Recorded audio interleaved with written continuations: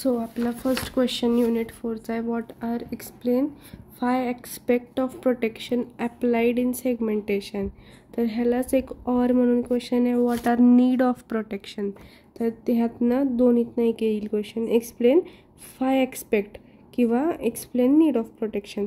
तर काय, तर इंटेल 80386 मायक्रो प्रोसेसर एम्प्लॉईज, म्हणजे ज्या एम्प्लॉईजनी इंटेलचा 386चा प्रोसेसर बनवला, त्यांनी सेगमेंटेशन बेस्ड प्रोटेक्शनमध्ये एन्श्योर केलं किंवा असं ग्राह्य धरलं की जो प्रोग्राम आहे तो रन होणार आपल्या स्वतःच्याच मेमरीच्या स्पेसमध्ये आणि तो इंटरफिअर करणार नाही दुसऱ्याच्या मेमरीमध्ये. म्हणजे it cannot interfere within memory.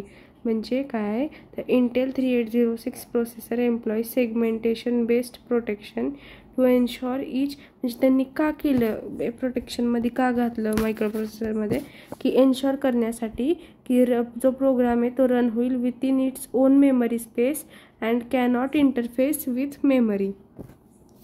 तर फर्स्ट आहे टाईप चेक.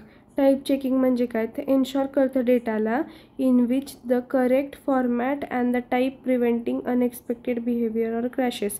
म्हणजे काय, की करेक्ट फॉर्मॅटमध्ये डेटा आहे का किंवा यूज केला गेलेला आहे का करेक्टली, आणि प्रिव्हेंट करतं अनएक्सपेक्टेड बिहेवियर जो आहे त्याचा, आणि क्रॅशेस म्हणजे एकामेकाला धडकण्याचा. आता लिमिटेड चेकिंग म्हणजे काय, प्रिव्हेंट करतं प्रोग्राम्सला प्रिव्हेंट करतं ॲक्सेस करण्यापासून मेमरीच्या रिजनला. म्हणजे लिमिट इन द सेन्स लिमिटच म्हणतं ना थोडंसं, म्हणून प्रिव्हेंट करतं प्रोग्रामला ॲक्सेस करण्यापासून एका मेमरी रिजनला. They are not authorize to use, जे ऑथोराइज नाही आहेत यूजसाठी. तर protecting both program and other part of system. मग हे प्रोग्रामला आणि सगळ्या दुसऱ्या पार्ट्सला पण सपोर्ट करतं. रिस्ट्रिक्टेड ॲड्रेसेबल डोमेन म्हणजे काय, तर limiting the memory space that a process can access, की लिमिटमध्ये कुठली पण मेमरीची जी स्पेस आहे ती ॲक्सेस केली पाहिजे एका प्रोसेसनी. प्रिव्हेंट करतं ॲक्सेसिंगला सेन्सिटिव्ह एरियाजच्या मेमरीमधल्या, म्हणजे सेन्सिटिव्ह एरियाजमध्ये त्यांनी जाऊ नये म्हणून ते लिमिट हे करतं. आता रिस्ट्रिक्टेड प्रोसिड्युअर, ह्याच्यात लक्षात काय काय ठेवायचं, तर टाईप चेकिंग आहे. टाईप चेकिंग म्हणजे काय, तर क्रॅशेस आणि बिहेवियर प्रिव्हेंट होणार. म्हणजे एखादा डेटा जेव्हा एंटर होईल तर एन्श्योर करतं ते की करेक्ट फॉर्मॅटमध्ये आहे, त्याचा टाईप करेक्ट आहे, आणि प्रिव्हेंट करतं अनएक्सपेक्टेड बिहेवियरला किंवा क्रॅशेसला.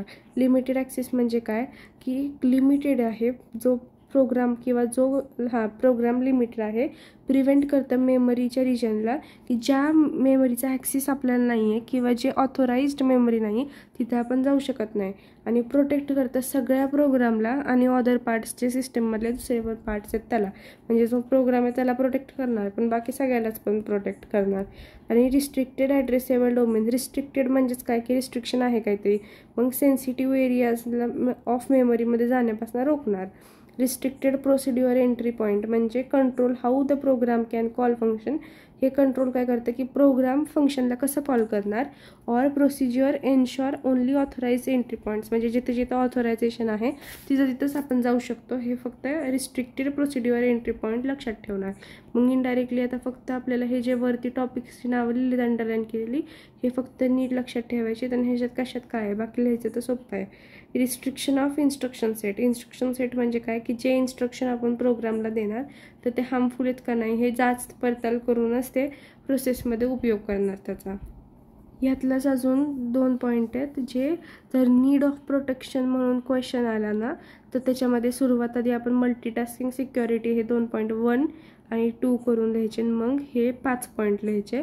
पण जर नाही आला क्वेश्चन आणि आला 5 ॲस्पेक्ट्स तर फक्त एवढेच 5 ॲस्पेक्ट लिहायचे.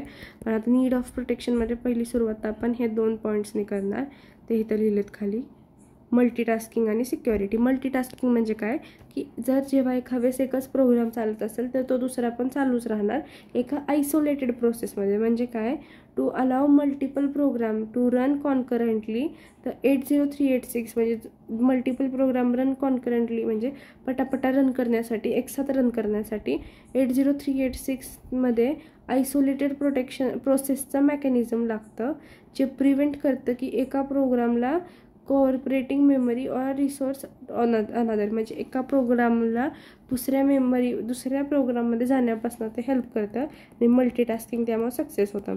सिक्युरिटी म्हणजे काय, प्रोटेक्टिंग ऑपरेटिंग सिस्टीम म्हणजेच OS and critical system resources from user, म्हणजे जे काय प्रोटेक्शन आहे ते ऑपरेटिंग सिस्टीममधनं ते आपल्याला सिक्युरिटी देतं आणि युजर प्रोग्राममध्ये पण ते सिक्युरिटी देतं आणि प्रिव्हेंट करतं क्रॅशला किंवा डेटाच्या करप्शनला.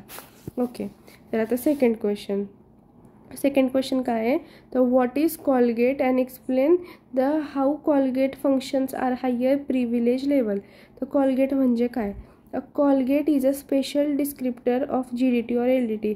कॉलगेट एक आहे ते स्पेशल डिस्क्रिप्टर आहे GDT म्हणजेच आपला ग्लोबल डिस्क्रिप्टर टेबल आणि LDT म्हणजे लोकल डिस्क्रिप्टर टेबलमधला, that allows a control transfer of exclusion in lower privilege level, जे अलाव करतं प्रत्येक प्रोग्रामला एक्झिक्युशनसाठी एका लोअर प्रिव्हिलेज लेवलमध्ये आणि युजरला हायर प्रिव्हिलेज लेवलमध्ये प्रोटेक्टेड मोडमध्ये ठेवतं.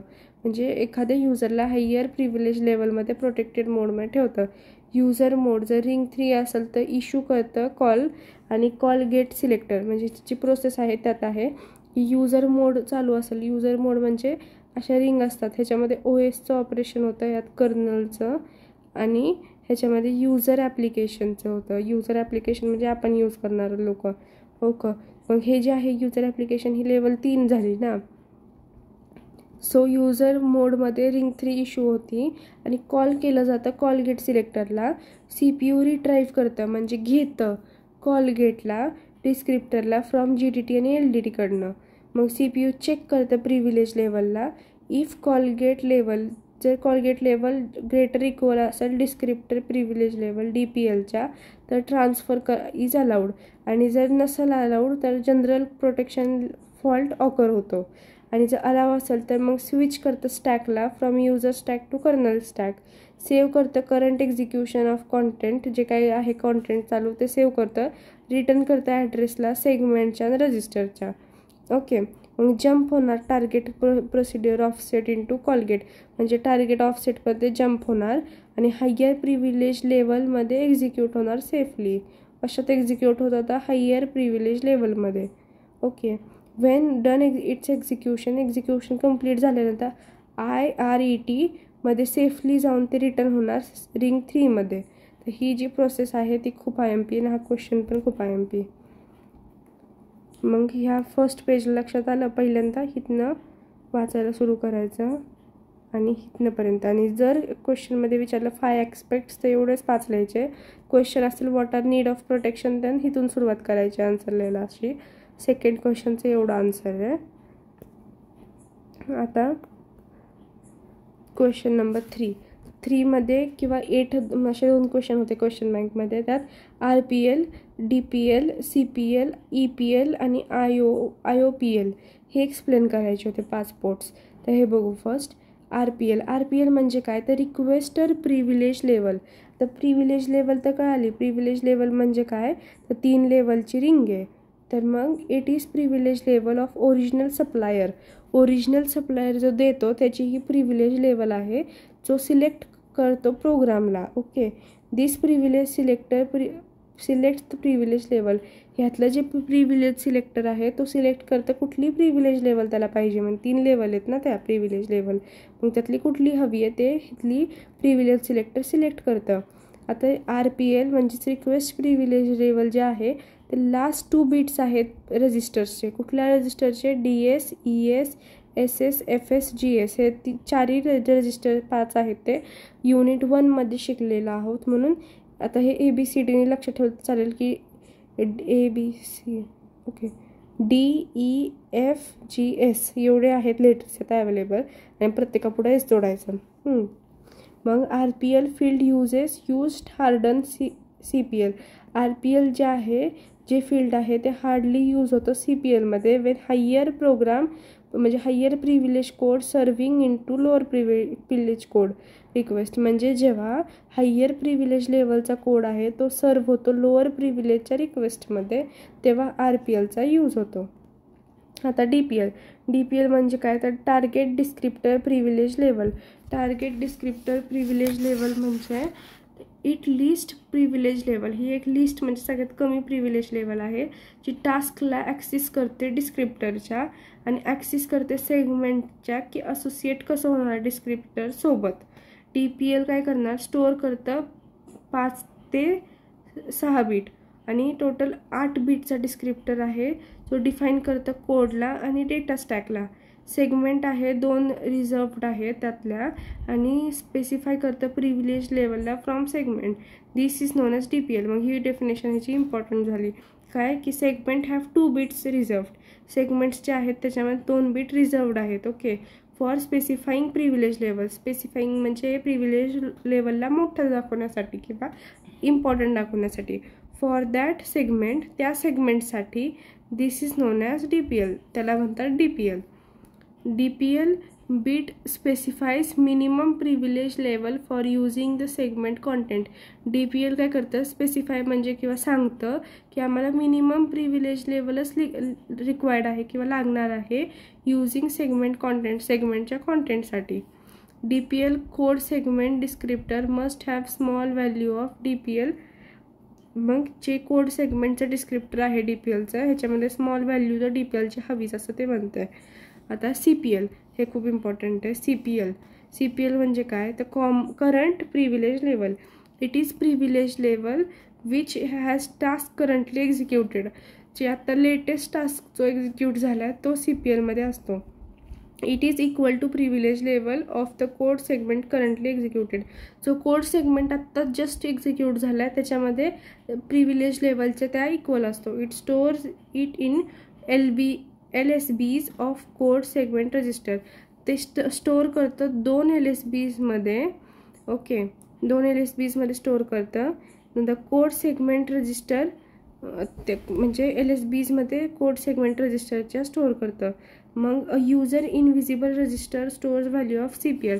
ह्याच्यामध्ये एक युजर इनव्हिजिबल रजिस्टर असतो तर तो स्टोअर करतो ह्या CPLची व्हॅल्यू.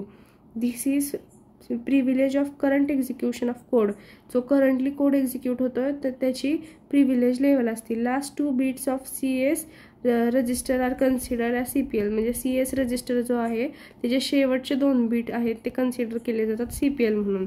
आता EPL म्हणजे काय तर effective privilege level. It is list privilege level between RPL आणि CPL. की काय की RPL आणि CPLमध्ये कमीत कमी सगळ्यात कमी वापरली जाणारी प्रिव्हिलेज लेवल म्हणजे EPL जर इक्वल असेल RPL आणि CPLच्या तर त्याची जी कंडिशन आहे फॉर ॲक्सेस होण्यासाठी की काय तर DPL should be greater equal to maximum of RPL and CPL. Okay, मग IO port input output privilege level की ज्या प्रोटेक्शन मेकॅनिझमसाठी इनपुट आणि आउटपुट दोन्ही पण रिक्वायर्ड असतं त्याला म्हणतात input output mechanism level privilege level. Okay, आता प्रोटेक्शन मेकॅनिझम ह्याचा क्वेश्चन कसा येणार, what is protection mechanism, explain protection mechanism, even write the rules of protection mechanism किंवा एक्सप्लेन 0 to 3 रिंग स्ट्रक्चर असा क्वेश्चन येईल. What is need of protection मेकॅनिझमला हे answer नाही लिहायचं. ह्याला नीड ऑफ प्रोटेक्शनला पहिले 5 जे ॲस्पेक्ट होते आपले ते लिहायचे, त्याच्यामध्ये मल्टीटास्किंग आणि सिक्युरिटी ॲड करायचं. ओके, हे क्वेश्चन काय आहे तर व्हॉट इज प्रोटेक्शन मेकॅनिझम किंवा रिंग स्ट्रक्चर 0 to 3 किंवा rules of protection mechanism. Okay, किंवा वर्किंग असं काहीतरी येईल.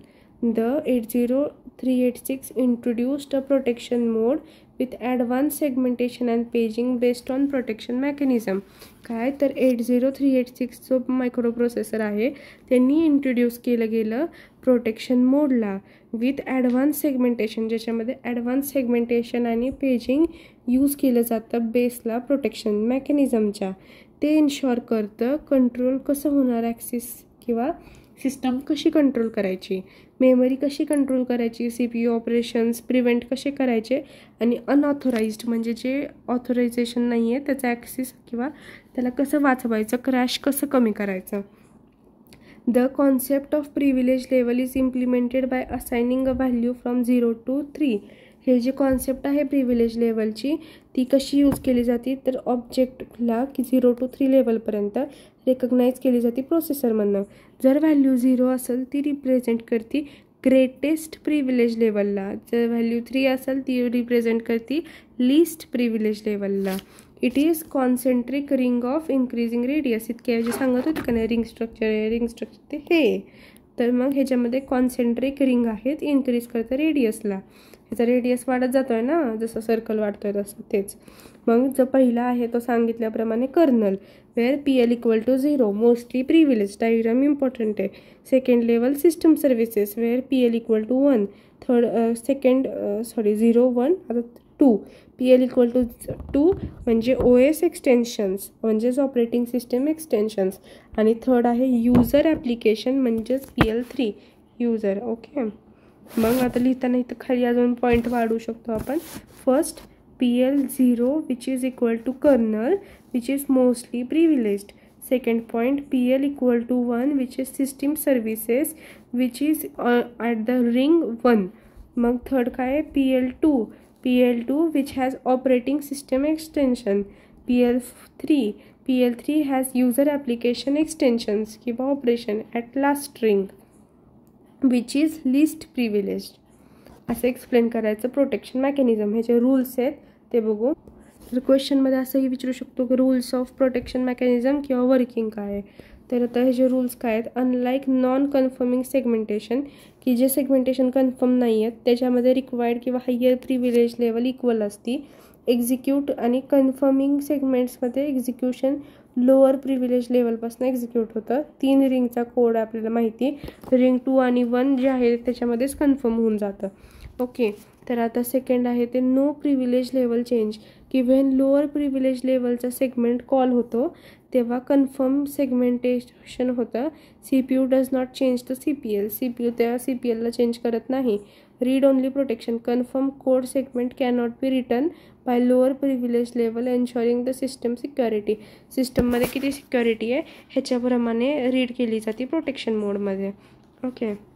आता लास्ट क्वेश्चन आहे LDT, IDT, LIDT असे क्वेश्चन आहेत. म्हणजे 3 असे टॉपिक विचारले जातील की LGDT म्हणजे काय, LIDT म्हणजे काय, LGDT म्हणजे काय, असे 3. LGDT म्हणजेच लोकल ग्लोबल डिस्क्रिप्टर टेबल. हे काय करतं, लोड करतं बेस ॲड्रेसला लिमिटच्या GDTRमध्ये. म्हणजे GDTपासून ते GDTRमध्ये लोड करतं बेस ॲड्रेस आणि लिमिटला. नंतर लोड करतं 6 बाईट, ओके बीट नाही बाईट, 6 बाईटच्या मेमरी लोकेशनला कंटेनिंग 32 बीटचा बेस ॲड्रेस आणि 16 बीटची लिमिट. यूज करतं सिस्टम इनिशियलायझेशनच्या प्रोटेक्शन मोडमध्ये. कुठे यूज होतो ह्याचा तर सिस्टम इनिशियलाइज म्हणजे सुरू करताना एखाद्या प्रोटेक्शन मोडमध्ये लोकल ग्लोबल डिस्क्रिप्टर टेबलचा यूज होतो. Second LIDT load interrupt descriptor table register. म्हणजेच काय की लोड करतं बेस ॲड्रेस लिमिटला LDTपासून LGTRमध्ये. आपण हे युनिट 3मध्येच पाहिलं ना GDTR. तसंच LGDTमध्ये GDT to GDTR होतं. ID काय ते लोड इंटरप्ट डिस्क्रिप्टर टेबल रजिस्टरमध्ये IDT into IDTR होतं. लोड करतं ॲड्रेस आणि लिमिटला IDTपासून IDTRमध्ये. 2 बाईटचा लिमिट आहे, 4 बाईटचा बेस ॲड्रेस आहे. यूज होतो ह्याचा ऑपरेटिंग सिस्टममध्ये सेटअप करण्यासाठी इंटरप्ट वेक्टर टेबलमध्ये. हा पण इंटरप्ट वेक्टर टेबलचा पॉईंट युनिट 3मध्ये पाहिला आहे. थर्ड ह्याचा टॉपिक होता तो SIDT म्हणजे store interrupt descriptor table. Store करतं IDTRला. आत्ता जो मागं रजिस्टर पाहिला आपण IDTRला हा स्टोअर करतं. होल्ड करतं बेसला लिमिटला. सगळंच होल्ड करते बरं का बेसला. तिन्ही पण बेस आणि लिमिट होल्ड करतात. पहिलं काय ते load global descriptor table register GDT into RDTमध्ये बेस आणि बेस ॲड्रेस आणि लिमिटला होल्ड करतं. LDT आणि LDTRमध्ये होल्ड करतं. आता SIDTमध्ये काय होतं, IDTR आत्ता जो मागं पहिला तोच स्टोअर होतो. मग त्याच्यामध्ये तर कुठला स्वतःचा त्याला हे नाही आहे ना GDT सारखा काय हे नाही आहे. म्हणून SIDTमध्ये काय होणार तर तो होल्ड करतं बेसला लिमिटच्या फ्रॉम IDTमधल्याच आणि स्पेसिफिक मेमरी लोकेशनला पण. यूज करतं डिबगिंगसाठी पण आणि लोअर लेवलच्या टूल्समध्ये पण. हा झाला युनिट 4.